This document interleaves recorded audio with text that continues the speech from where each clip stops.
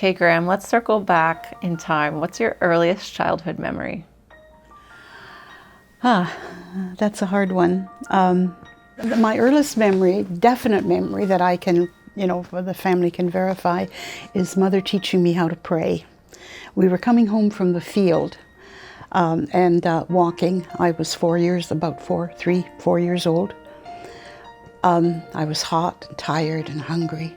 And Mom said, well, why don't you pray and see what happens? Well, lo and behold, a few steps down the road, there was a piece of bread on the grass. And I was so grateful. I didn't realize until much later that Mother had thrown it for me to find. She tricked you. Oh, she did. She was really a wise woman. That's funny. And what is your fondest memory of your own parents? I remember Mother was always singing. Like she'd walk in the garden and she'd be singing. She would work in the kitchen and she'd be humming. She was just a very positive person. And what about your dad? He was quiet.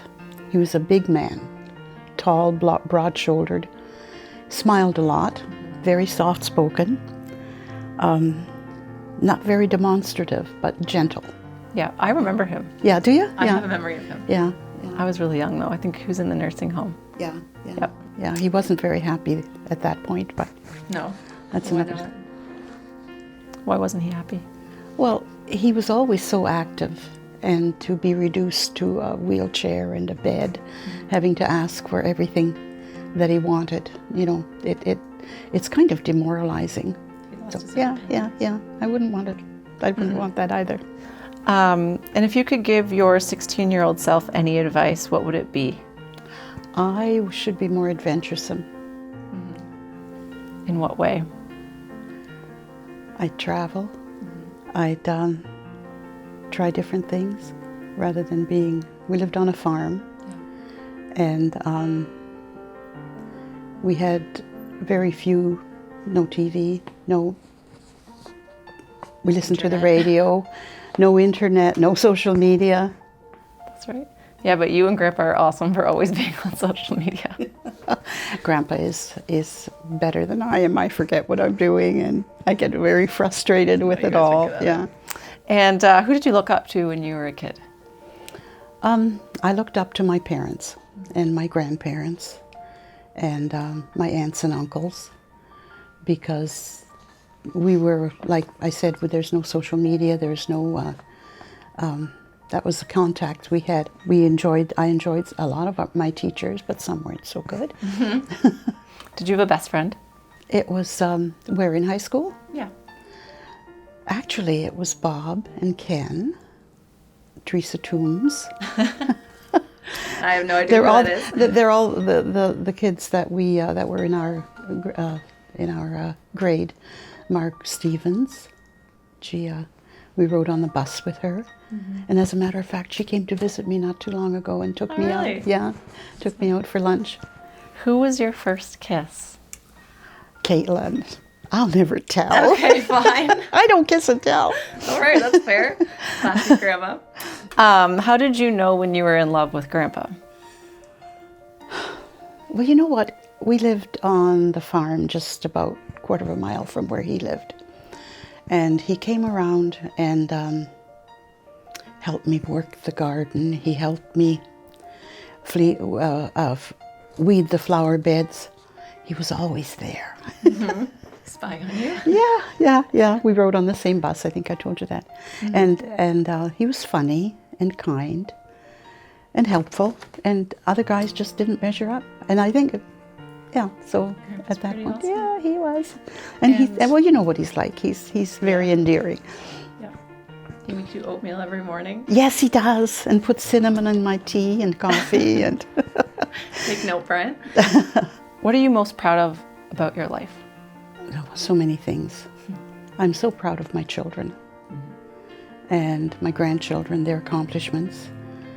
I'm proud of Grandpa.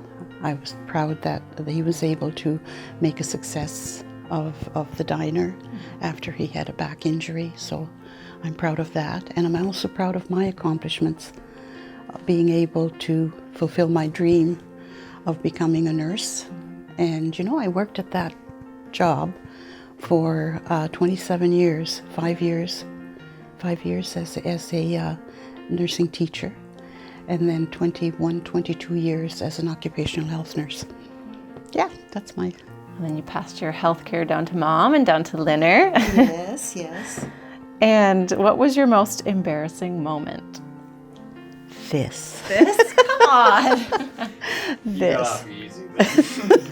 Yeah, you got off easy. Fine. Then what was your first thought when my mom was born?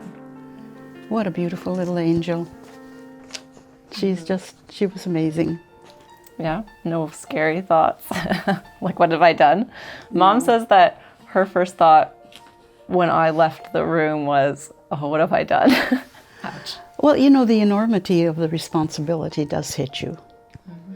And so you try hard. You try hard to be there. You try hard to do the best you can for them, to support emotionally, to support physically, keep them safe, you know. Yeah. And what's your fondest memory of my mom? Oh yeah, she was an old soul, that girl. Yeah.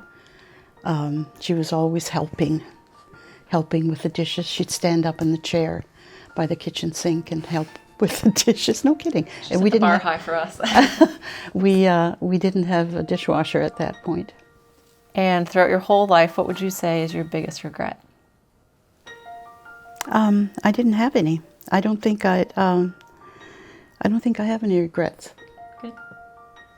We did the best we could. We went traveling with the children, had a motorhome, and took several trips to Florida and to Texas. And where's the best place you've ever traveled?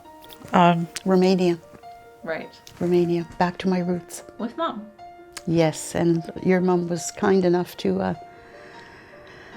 accompany Dad. It was after I had my surgery, my health problems, and she came along and she came back to my roots, and she saw what made me become who I am, the personality that I've become. And I think she says it is one of her most enjoyable adventures that she's taken. Yeah, she does.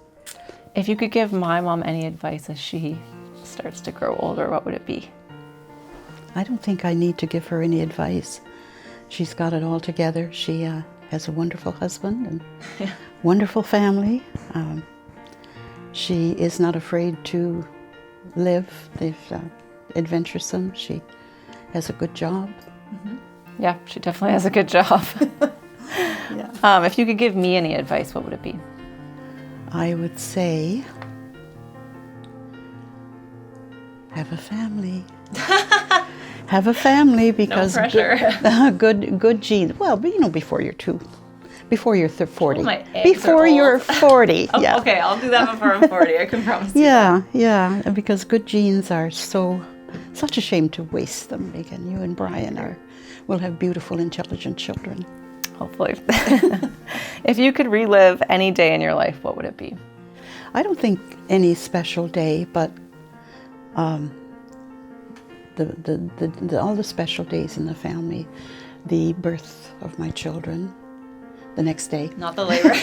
Not the labor.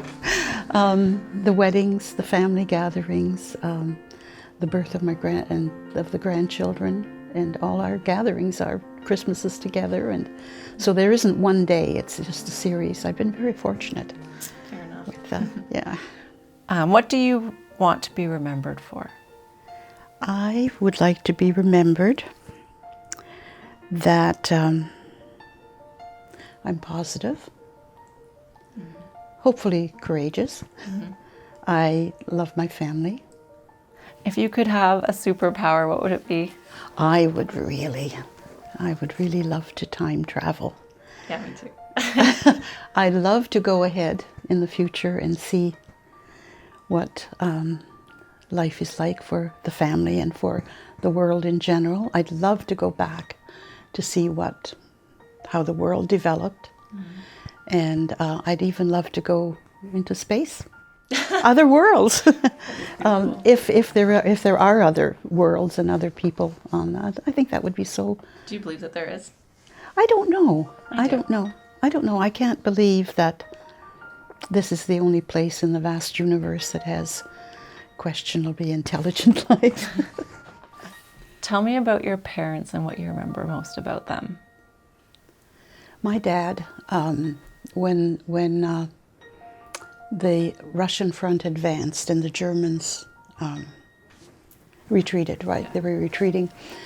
We had to leave. We fled Romania, which is where we were in a German community, Saxon community in Romania, and we fled, and we ended up as refugees in Austria. Well, by then the German government had taken over Austria, so all able-bodied men were conscripted to go into the army, into Hitler's army. And Dad he had to go too, and he spent, like, within months, the war ended, but he was a prisoner. He and a lot of his other friends had become prisoners of war, and they were billeted in Romania, and they were kept in their own village, like Waltersdorf. That's where they kept them. And one day he said that the guard said, "Now don't you guys try anything, because we're going to have a party, and I don't want you, to try to escape." Well, my dad took that as a clue. Get lost, we won't be looking. So he took off. His friends wouldn't go with him, but he took off, and he traveled by night, walked, slept under bridges in the daytime, was helped he worked for farmers, and there was one farmer who was very sympathetic. He was a Romanian man, and he was very sympathetic, and he had land on both sides of the border, like in where the German occupation and Romania. Yeah. And he said to him, "Now, you're my hired man. You sit beside me and say nothing. And we're going to make hay. We're going to go and take down all the hay in the next field." Well, they were stopped and questioned. And the farmer said, "My hired man, we're just going to go haying."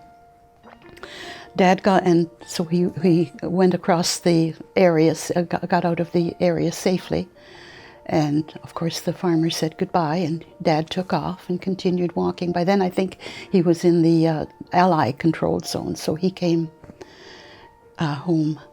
Yeah. I was the first one to see him. I was visiting my aunt. How long was he gone? He was gone about 18 months. Wow. Yeah, he was. And in the meantime, my youngest brother had been born, and so it was interesting. Mother was a very brave woman to be able to cope. Anyway, I saw this tall man walking up the road, and my aunt said, "That's your dad."